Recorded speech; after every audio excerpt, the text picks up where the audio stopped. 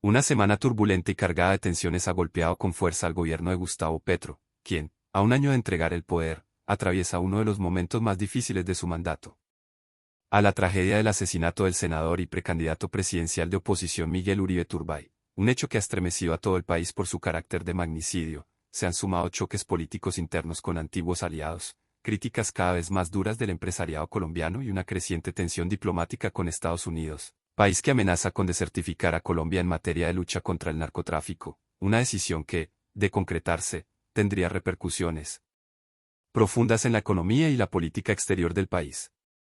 La suma de todos estos frentes abiertos ha colocado a Petro en un escenario complejo, marcado por la incertidumbre, la confrontación y la necesidad de replantear su estrategia para sostener el rumbo de su gobierno y, a la vez, buscar un sucesor capaz de mantener vivo su proyecto político. El asesinato de Miguel Uribe Turbay, ocurrido tras más de 2 meses de agonía en la Fundación Santa Fe de Bogotá, fue el punto de partida de esta semana oscura para la administración. El senador de 39 años, quien recibió un disparo en la cabeza por parte de un sicario adolescente el 7 de junio, se convirtió en símbolo de una violencia política que Colombia creía haber dejado atrás en lo que va del siglo XXI. La noticia de su fallecimiento no solo generó dolor y consternación, sino que despertó nuevamente los fantasmas del pasado, reavivando el temor de que el país retorne a épocas de persecuciones y asesinatos políticos sistemáticos que marcaron generaciones enteras. Petro mismo, al lamentar la pérdida, reconoció la magnitud de la tragedia con palabras que reflejaban tanto duelo como preocupación. Cada vez que cae un colombiano asesinado, es una derrota de Colombia y de la vida, expresó el mandatario, consciente de que este hecho no es solo un golpe humano, sino también político. La Fiscalía, que avanza en las investigaciones, ha logrado capturar al joven sicario y a varios de los integrantes de la red que lo apoyó directamente. Sin embargo, las preguntas sobre quiénes fueron los autores intelectuales del crimen siguen abiertas, y las hipótesis son múltiples. Entre ellas, cobra fuerza la que apunta hacia la segunda Marquetalia, la disidencia de las FARC liderada por Iván Márquez, un antiguo negociador de paz que terminó retomando las armas tras la firma del acuerdo de 2016. De confirmarse esta línea, el impacto político sería devastador, ya que dejaría en evidencia las fragilidades de la política de paz total, impulsada por Petro, que busca dialogar simultáneamente con todos los grupos armados del país, pese a que muchos de ellos han demostrado poco interés real en llegar a acuerdos sostenibles. El sepelio de Miguel Uribe, realizado en el centro de Bogotá, estuvo cargado de tensión y simbolismo.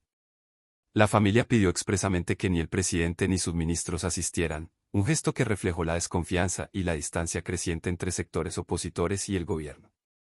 Afuera de la catedral, se escucharon gritos de «Petro asesino», que evidencian el nivel de crispación política que atraviesa el país. Para colmo, ese mismo día, el exjefe de gabinete de Alfredo Saade pronunció unas palabras que terminaron por incendiar aún más los ánimos, al referirse a los riesgos inherentes a la política como si se tratara de un destino inevitable. Estas declaraciones fueron interpretadas por muchos como una falta de sensibilidad y terminaron ampliando la brecha de desconfianza entre el Ejecutivo y la oposición. El escenario se agravó con un nuevo frente abierto, el enfrentamiento entre Petro y su excanciller Álvaro Leiva. El presidente decidió denunciarlo por varios delitos, luego de que se revelaran audios en los que Leiva aparecía discutiendo estrategias para derrocarlo. Entre las acusaciones que recaen sobre el veterano político está incluso la instigación a delinquir en relación con el asesinato de Uribe Turbay, un señalamiento gravísimo que escaló el nivel de enfrentamiento a un punto sin precedentes. Lo que antes era una ruptura política se transformó en un conflicto judicial y mediático que pone a la opinión pública en el centro de un espectáculo de acusaciones cruzadas. Mientras todo esto ocurría en Bogotá, la atención nacional se trasladó a Cartagena de Indias, donde se llevaba a cabo el Congreso Empresarial Colombiano, el evento más importante de la Asociación Nacional de Industriales, ANDI. El encuentro estuvo marcado por un ambiente de duelo y críticas.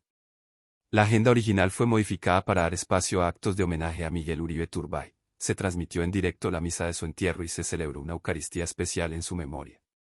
Ninguno de los oradores dejó de expresar condolencias, y el propio padre del político asesinado, Miguel Uribe Londoño, envió un mensaje en el que recordó cómo el expresidente Álvaro Uribe Vélez reconoció en su hijo un liderazgo emergente para el futuro y subrayó que la causa que siempre defendió fue la seguridad, tema que vuelve a colocarse en el centro del debate político. La relación entre Petro y el empresariado, que ya venía desgastada, sufrió un deterioro aún mayor. El presidente no asistió al Congreso, como si lo había hecho en 2022, y su ausencia fue notoria. En 2024, había manifestado Bruce McMaster, presidente de la ANDI, que no tenía interés en este tipo de encuentros, lo que llevó a que, de común acuerdo, no fuera invitado nuevamente. La ausencia se interpretó como un gesto de desdén hacia el gremio, y los ministros de su gabinete que estaban programados para asistir terminaron cancelando a última hora. Pese a no estar presente, Petro se hizo sentir con un mensaje publicado en sus redes sociales en el que acusó a la ANDI de romper la Constitución al no permitir que el exalcalde de Medellín, Daniel Quintero, participara en un debate presidencial dentro del evento.